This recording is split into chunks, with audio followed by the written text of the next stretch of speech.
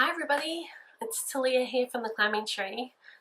I have just finished 7 years of breastfeeding. Not all just one child, 3 children, but my eldest, he just turned 7 last month, and my youngest just finished breastfeeding. Well, I suppose by the time this video comes out, maybe it will have been like 2 months ago or 3 months ago even. But yeah, I feel really proud of myself and all the things that are included in breastfeeding, because it hasn't always been the easiest journey for us, as I know it isn't for lots of people. And I just wanted to record this video because I'm really proud of myself, basically, and I hope that as a community of women we can come together to celebrate each other's victories and the things that we're proud of. I don't want this video at all to be hard or to feel condemning or anything like this to women who have had difficulty breastfeeding, or to women who haven't breastfed for some reason. I totally get that. Every situation is like very unique, and even people who have been through similar situations to me and made different choices, it doesn't mean that my choice was the right choice and your choice was the wrong choice or anything like this. Nothing like that at all, really. It's a very complex thing, and there are a lot of factors, and I'm proud of the things that I've got through and the way that I have persevered with breastfeeding through difficulty. I think I don't regret any of the decisions that I've made now, because they have made me who I am, and they've made my children who they are. But I would definitely not always recommend everything that I've done to other people, because it was very difficult, and I did have to have some fairly negative consequences to some of the more difficult times that I went through with breastfeeding. But I will get through that in a minute. I just wanted to put this out there that if you're a woman and you are feeding a child, I don't care how you are feeding them.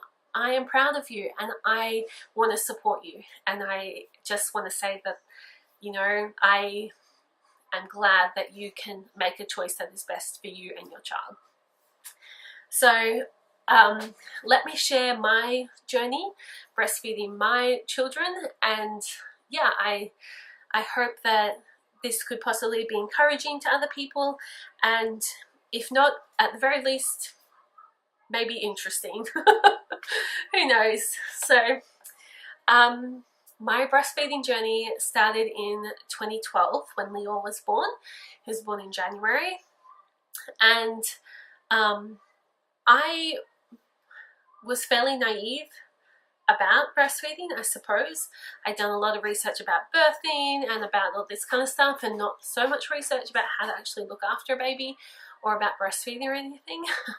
But my mum breastfed me and my brothers, and in general, I definitely have memories as a child and a teenager of her making really positive comments about women breastfeeding and supportive statements and things like this. And just in general, we were, I think, a fairly positive breastfeeding family, maybe. And yeah, it was just, that's sort of where I'd come from. And so I just sort of didn't think much about it. I just assumed that I'd be able to do it and that it was fine. And yeah, as you'll see, I could do it, but it wasn't fine. Basically, Leo, because of some complications with his birth, and it was a bit traumatic and hairy, he had a dairy intolerance, which was undiagnosed for until mid-May, and he was born January. And I tried to talk to a few different midwives, nurses and doctors about what was going on with him. And really I was told over and over again that I was being silly, and well, not that I was, no one, I don't think anyone said I was being silly, but people just didn't really believe me. He was fairly happy baby in the day, and I kissed him a lot, and so I was told that I had good attachment to him, and so I couldn't be having postnatal depression, or like I was never flagged for that. And how could he really be so bad at night and so good in the day? And that's not really how this works. And he didn't have any classic symptoms of dairy intolerance, which is often like diarrhea and more things that happen constantly throughout the day. He was very constipated, and he would just scream a lot. He had like foul smelling poos and farts, and just in general he would just like actually scream. Oh my gosh, I'm nearly crying just to think about it. Here I was thinking I was totally over it. He was just very upset baby. He was not, and like that was really hard because obviously then I wasn't sleeping very much, and he would feed a lot. He would feed every hour to hour and a half during the night, and sometimes in the day, but longer stretches in the day. And in hindsight, I can tell you that this was because he had a really sore tummy, and breastfeeding, suckling like that would give him some comfort. I'm just recording a video. Once I realized that he had a dairy intolerance, which before that I tried a bunch of things. My attitude was sort of like, I believe that God made humans and babies to survive this way with breastfeeding, and there must be some way for this to work because it doesn't make sense otherwise. I just need to find what's wrong, and then I can fix what's wrong, and then we'll be able to move forward. And so I spent a lot of time finding out what was wrong, and tried a lot of diets and things that, you know, had of removing foods that could be bothering to him. I really didn't want to give up dairy because at this point I was like really kind of addicted to dairy. Like I loved it. But my mum had suggested it because she was talking to someone about Lior and his tummy troubles, and because we would stay with them, like we lived away from them, but we would stay overnight at their place sometimes. So Mum had kind of seen like a little bit of what he was like or could be like, though of course I think most of the time that we were with them, perhaps because I was like way more relaxed staying with them and there were like more people to help and whatever, he was often much better, but it doesn't matter. Basically she had been talking to someone who had said that their child had a dairy intolerance, and you know, maybe I should try that. And so even though I'd been told by these nurses and doctors that it wasn't a dairy intolerance and it couldn't be a dairy intolerance because he didn't have the right symptoms, I tried that anyway. And in about 2 weeks, I started noticing a difference, and it was as if I had never ever met my baby before. That was the difference that made. It was actually incredible, and I mean, I don't wish that I'd done it sooner because I did it when I did it, and I did it, you know, in the timing of my life and how it should be, like, but it was amazing. And you know, even though I had people tell me that I should stop breastfeeding him and I should put him on formula if it was so difficult and all of this kind of stuff, I persevered and I found the problem, and then I could manage that problem easy enough. I ended up weaning Leo when he was 16 months old, and it was very abrupt. I was pregnant with Ellie and we were traveling, and I was definitely still had postnatal depression at that stage, and it was pretty bad. We were in Budapest, and it's a beautiful city, and I'd been so ill, like ferociously ill with Ellie.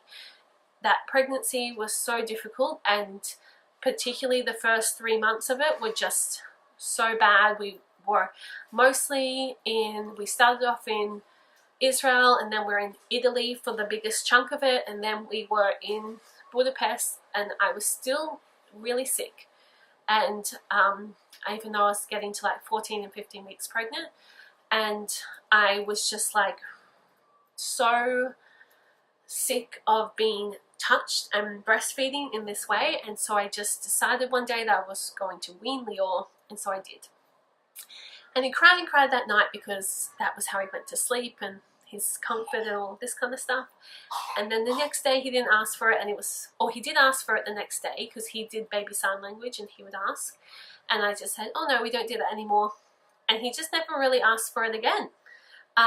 So that was really easy, though I do feel like it was kind of abrupt. And now that I know Leo better, I feel like he's quite a sensitive kid, and I don't think that was the right thing to do for him, but it was what I did at the time. And again, even though I look back and think that wasn't necessarily the right thing to have done, I don't want to regret that, because I made the best decision I could at the time, and I made that decision mostly just for my mental health and my well-being. And I felt better after having done that. So anyway, Ellie was born at the end of 2013, and I started breastfeeding him, and I had done a lot of preparation in the lead up to his birth, a lot of hypnobirthing stuff, and I had a much better birthing experience. I had private midwives this time. I did end up birthing him in the hospital as well, but it was just like very quick. He was born like very quickly after we got there, so no one could bother me. And he was like fairly easy to breastfeed. I didn't really have any trouble, and it was all pretty casual. When he was 10 months old, I had to have a radioactive iodine test done on my thyroid, and because the radioactive iodine goes through your system, you're not allowed to breastfeed for 48 hours. So that was interesting. He was only 10 months old, so he was pretty little, and basically I breastfed him like just before the test, and then I had a friend come and she breastfed him at the time of his next feed, after I'd done the test, and he was pretty happy to breastfeed from her. And then whatever, she stayed and hung out, and she sort of stayed till the next feed, in which case he did not want to breastfeed from her, because I think he was old enough at 10 months to sort of realize this isn't my mum, and maybe it would have been different if I wasn't there, but I was there, and so he was just didn't really want to breastfeed from her then. But a lot of friends had donated milk for me, so that was our plan, was that I would, or really that Luke would, use the donated milk in a bottle to feed him. And so we did that, and he would not take any of this milk. I don't know if it was like, or he probably took, I don't know how many mils is even in a bottle, to be honest, but he just took like a little bit, and then it was just not what he wanted. Maybe other people's milk tasted different and he didn't like the other tastes of the milk. I don't really know, but he just wouldn't do that. I couldn't really express milk, which is why and still can't, I guess, why I hadn't expressed milk myself and why we got donor milk. But yeah, I mean, he screamed like that night, and he was just so upset and crazy. It must have only been 24 hours. Yeah, I think they could have done a lower one, which was 12 hours, and then they chose to do the 24-hour one. I was like pretty annoyed. So that's why I think it was a longer time. But I think it was just 24 hours because we really only did like one overnight stint like that. So when Ellie was a baby, or just in a, between 1 and 2, I breastfed another baby, like a friend's baby. And that was fine. That was interesting. I wouldn't say it was like great. It's really different, I think, breastfeeding your own baby to someone else's baby, but it was a good experience, and I was glad to have helped out this friend, as I'm glad other friends have helped me out with breastfeeding my children when I've needed that. So when Ellie was 13 months old, I then had surgery on my thyroid. Or it could have been like 12, I think he was 12 months old. It was just a few days after he turned 1. And so this time, because we'd gone through all these things just a few months before where we wouldn't really take the milk, we didn't really bother with that. We did still have a little bit in the freezer just in case. But basically, he just had to go the night without feeding. And he also just had to have like long spaces, because Luke could only come to the hospital to see me every so often because he had Lior to look after and Ellie at home. And yeah, so he just had to have these big spaces, and that was fine. Again, he was very cruisy, breastfed baby, so that wasn't a big problem. I had wanted to tandem feed him and the next baby, Hava, but Ellie self-weaned when he was about 22 months old, so just shy of turning 2, and so it must have been like 3 months before Hava was born, or maybe it was only 2 months before I don't know, whatever it was, like it was like just before he turned 2 and just a couple of months before Hava was born. And so that was a bit sad, but perhaps it was for the best. Hava was born in January 2016, and we went back to having a rough breastfeeding time with her at the very beginning. She had a lot of tummy pain, and I realized that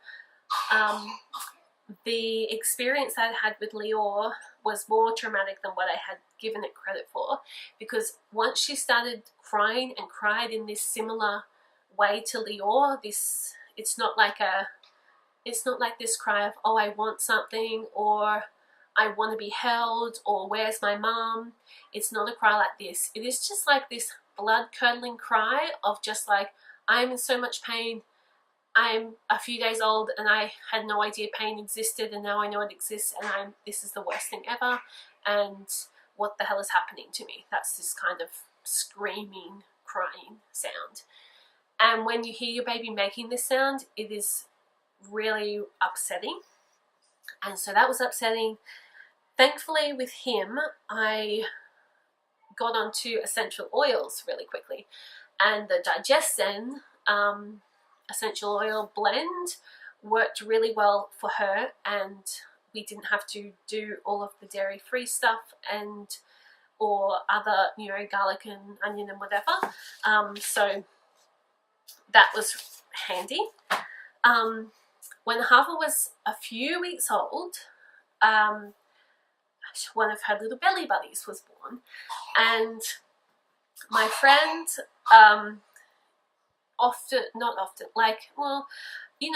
she seemed to be like more susceptible to getting mastitis, because in all of this stuff, even with my abruptly weaning Lior, who was feeding like 5 times a day, and then I just said one day, we're not doing this anymore.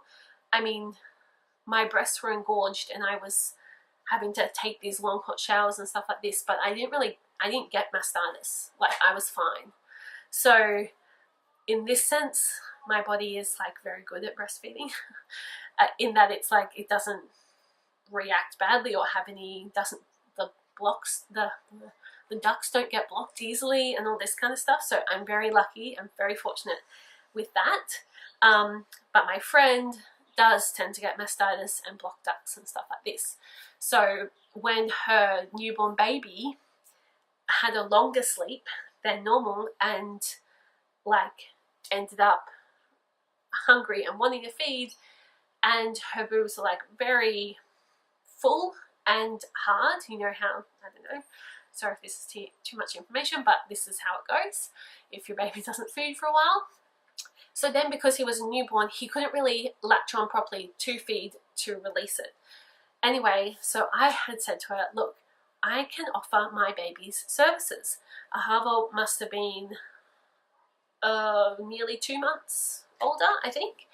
And so for her, it was, her mouth was bigger, she had a much stronger suck, all of this kind of stuff. And so I took her round and she fed off of my friend and helped to relieve that pressure so that she could then breastfeed her baby more easily. And so Ahava got to do this. She was a good helper, and Ahava loves to breastfeed. And even just yesterday, she had a fun little, I don't know, I suppose it's just a joke these days, like, oh mum, I want milk, you know, and then she pretends to have milk.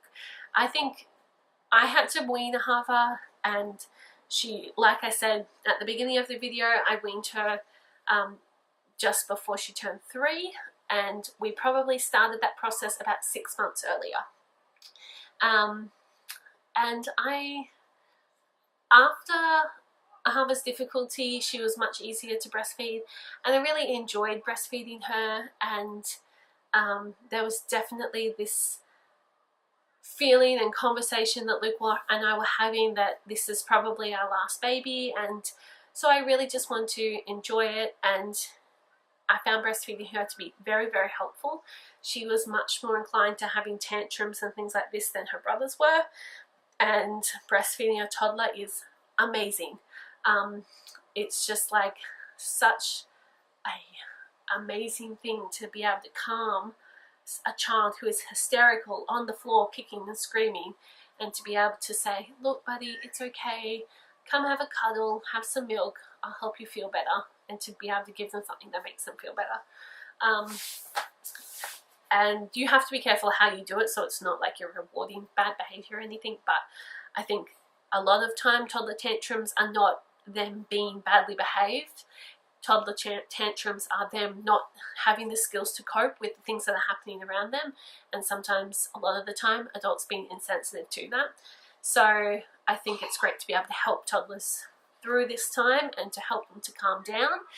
And yeah, Ahava and I were ready. I was really ready to wean her, and I'm glad that that happened, and that it happened the way we did. We did it very gently, just offered her other things instead of milk, and then limited the times that we were able to breastfeed. So we stopped breastfeeding in the day, obviously, and we would just breastfeed in the morning, and then I stopped breastfeeding her to sleep, and all of these different things that we would do, to the point where then it was only every other day that she was having milk in the mornings. And sometimes I would just say, oh, I don't really feel like it, and we could fob it off for longer, or why don't you have some cow milk instead? And so she would have cow milk, and all this kind of stuff. So that was sort of how we gently weaned her, and that was a really good process. So anyway, this brings me to the end of this breastfeeding journey. 7 years with, you know, there's just a few weeks in between each baby, really. And like I say, I'm really proud of myself that I could persevere through some difficult times, and I am really grateful to Hashem for what I think. I really do believe that Hashem like revealed these insights to me on how to help my babies when they were upset, and I'm really grateful that my children could be helpful to other people, and that I have such amazing friends who could be so helpful to me at times when I couldn't breastfeed my babies. So I hope that this story isn't too long. We'll see how long it is in a minute, and that this is encouraging for you if you're a breastfeeding mum, or it's just an interesting story if you're not a breastfeeding mother or not breastfeeding anymore. So yeah, thanks for listening. I would love to hear your breastfeeding stories, or your encouraging, positive stories of things that choices you have made in feeding your babies. Thanks. See ya.